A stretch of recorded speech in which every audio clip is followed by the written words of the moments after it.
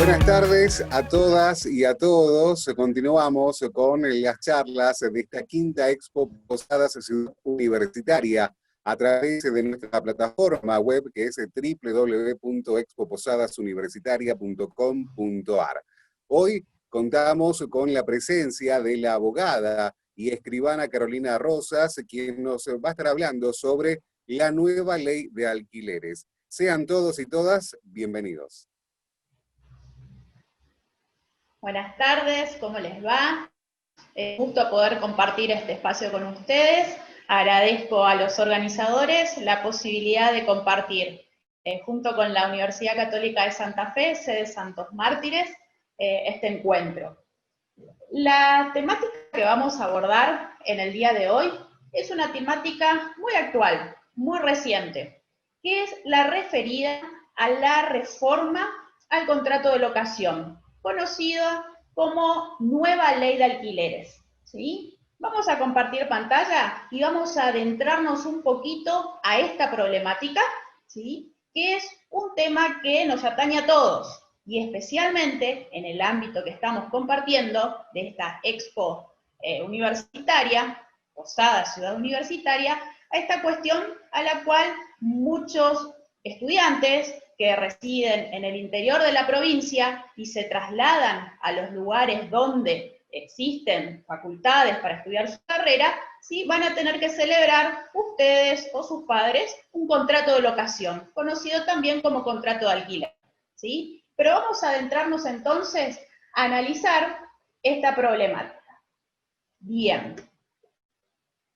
Vamos a analizar esta cuestión de los principales cambios, ¿sí? Principales aspectos en la ley de locación.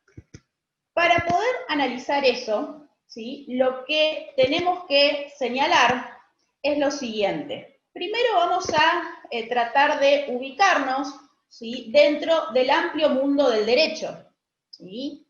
Cuando decimos que el derecho es amplísimo, a ver si corremos una pantallita, si corre el power, ahí está. Cuando decimos el derecho es amplísimo, tenemos que partir de la idea siguiente.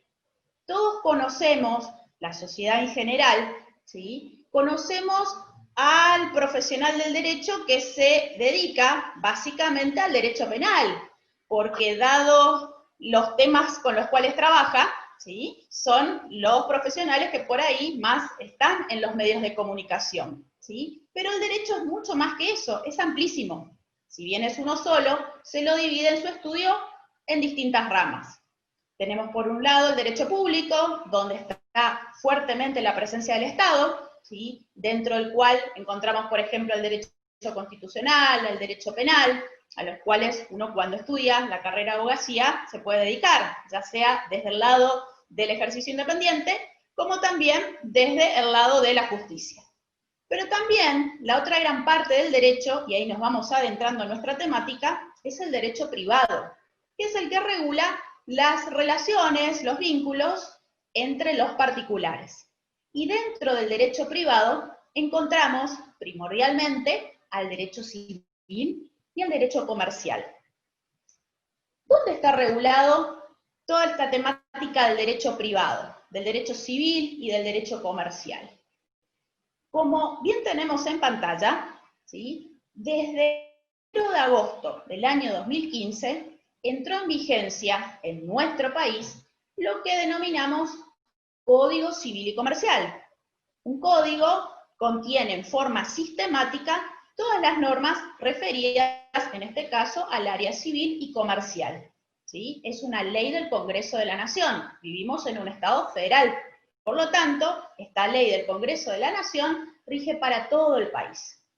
Nos podemos preguntar qué regía antes del 1 de agosto del 2015, ¿sí? Regía, por un lado, el Código Civil, ¿sí? Del genial jurista Vélez Sarsfield, don Dalmacio Vélez Sarsfield, de, fijémonos qué años, 1868-1871. De aquella época, con sus modificaciones, entró en vigencia y rigió durante muchos años en el país en el área civil. Y también el Código de Comercio, que había sido sancionado unos años antes. Pero todo eso, como decíamos, fue derogado técnicamente, ¿sí? Y entró en vigencia el 1 de agosto del 2015 el Código Civil y Comercial, que como decíamos, esta área del derecho regula toda la vida de la persona, desde antes del nacimiento hasta incluso después de la muerte, ¿sí? Porque cuando una persona fallece hay que abrir su sucesión. Y también entonces hay que tramitar todo ello y estudiar todo ello. Dentro de ese Código Civil y Comercial, una de las temáticas, ¿sí?, importantes es el tema de los contratos. Porque los particulares celebramos contratos entre nosotros a lo largo de nuestra vida. Vendemos, donamos, ¿sí?, celebramos, y llegamos al tema, contratos de locación, conocidos también como contrato de alquiler, que está regulado en el Código Civil y Comercial a partir del artículo 1187, que lo define como aquel contrato en el cual una parte se obliga a otorgar a otra el uso y goce temporario, porque es por un plazo determinado, ya vamos a analizar el tema del tiempo, ¿sí?, de una cosa a otra persona a cambio del pago de un precio en dinero. Tenemos el contrato de locación. ¿Cuáles son las partes de este contrato? Dos grandes sujetos emergen. Por un lado, el locador, que hablando sencillamente el locador es el dueño, ¿sí?, del inmueble, de la cosa dada en locación, y el locatario, también denominado inquilino. Son las partes contractuales. Y el contrato de locación puede tener como objeto distinto tipo de cosas, ¿sí?, cosas muebles, inmuebles, y también se regulan distintos destinos. Uno puede alquilar una cosa con distintas finalidades comercial o finalidad como la cual nos vamos a dedicar a analizar en el día de hoy, la finalidad de vivienda, que es la que más nos comprende en este contexto universitario que decíamos, ¿sí? El alumno que deja su ciudad, ¿sí?, y viene a los lugares donde funcionan las facultades, ¿sí?, y tienen que celebrar un contrato de locación, ¿sí?, con el dueño de esa casa para poder vivir allí, ¿sí? Bien. Cuando se celebra ese contrato de locación, cuando ustedes van a celebrar el contrato de locación con el dueño, como decíamos, ¿cuál es el plazo del contrato? ¿Hay algún plazo mínimo legal establecido? Es algo interesante a, digamos, analizar, si están bien redactados los contratos, o para que ustedes puedan prever, a ver, por qué tiempo están suscribiendo un contrato de locación.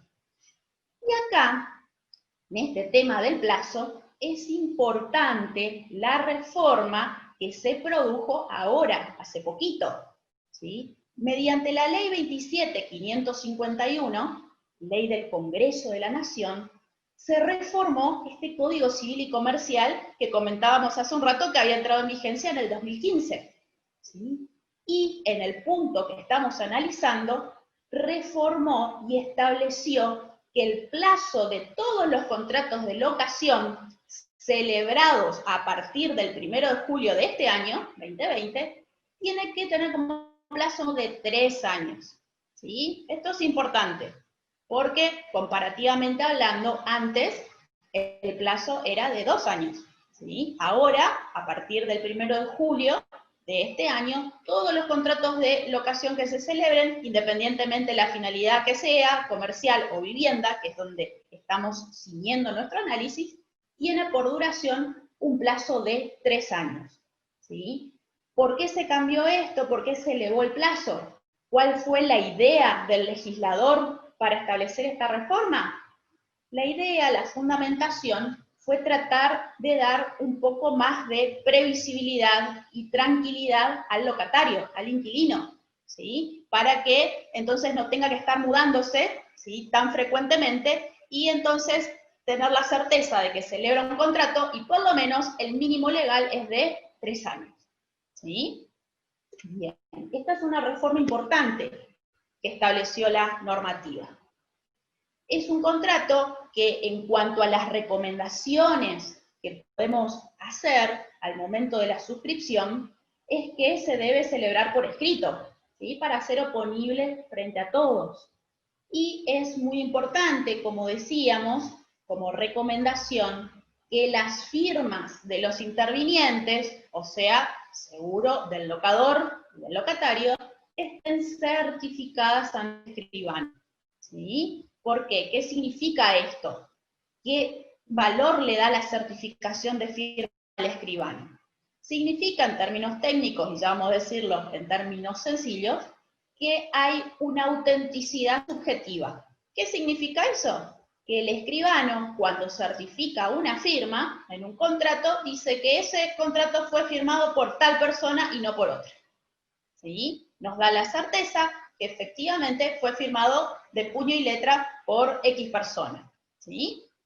Y es muy importante, como se trata de un contrato, como se denomina bilateral, porque hay obligaciones a cargo de ambas partes. ¿Por qué obligaciones a cargo de ambas partes? Porque, por un lado, el dueño, el locador, tiene la obligación de darle al locatario la cosa en buen estado, ¿sí? Y por su parte, el locatario, o sea, el inquilino, tiene la principal obligación de pagarle el precio, ¿sí? Y de también mantener la cosa en buen estado, ¿sí? Hay obligaciones a cargo de ambas partes. Y cuando se trata de este tipo de contratos, cuando hay obligaciones a cargo de distintas partes, como es este supuesto, es importante destacar que cada parte, locador, locatario, para el ejemplo, tiene derecho a tener su ejemplar. Esto es muy importante, ¿sí? Cuando por ahí vienen del interior de la provincia, a la ciudad de Posadas, a Oberá, a El Dorado, por citar los lugares donde hay más, digamos, más facultades, más universidades, y sobre todo Posadas, como decíamos, ciudad universitaria, que es el lema, ¿sí? Hay muchos chicos que son del interior de la provincia y en consecuencia celebran estos contratos de locación y sepan que tienen derecho a su ejemplar. Ahora bien, yo inquilino, yo locatario, cuando suscribo un contrato de locación, cuando voy a suscribir un contrato, el dueño, es decir, el locador, ¿me puede pedir garantías? ¿Sí? La respuesta es sí. Me puede pedir garantías dentro de lo que prevé la ley. ¿Sí? ¿Por qué se piden las garantías? Y porque ante el eventual no pago del inquilino, el que va a pagar entonces, ¿sí?, es el garante. Es la figura como garantía más utilizada. Existen otras, pero la más frecuente es la figura del garante. Te pide una persona que también suscribe el contrato, que va a ser garante, va a cumplir, va a pagar, ¿sí?, si eventualmente el locatario no paga. Bien, ya tenemos entonces el contrato, ambas partes, locador, locatario. Recomendación por escrito. Innovación de la ley de locación, última de julio pasado, plazo de 3 años. ¿Sí? ¿Y qué más? Como pauta importante, cuestiones fundamentales y que hacen a los fines prácticos, y que establece la nueva normativa. Ahí tenemos como primer punto en la placa que el locador no puede pedir la firma de pagarés en garantías. ¿Qué significa eso? Para entender lo que establece ese punto de la placa, tenemos que señalar que antes, cuando digo antes de la entrada en vigencia de esta reforma, ¿sí?, era frecuente que en la práctica los dueños, los locadores, además de solicitarle al locatario la firma del contrato, ¿sí?, y de su garante, le pedían como una suerte de garantía adicional la suscripción, la firma de pagarés. ¿Sí? Los pagarés son títulos valor que tienen un proceso judicial, ¿sí?, muy breve, muy corto, ¿sí?, y se ejecutan, justamente es proceso ejecutivo se llama, se ejecutan muy fácilmente. Es decir, habían abusos por esa parte, porque siempre en un contrato de locación, o como en varios tipos contractuales, pero en este caso el de locación, se entiende que la parte contractual más fuerte económicamente es el locador, ¿sí?, y la parte contractualmente más débil en términos económicos es el locatario, que en general tiene que acatar lo que establece el locador.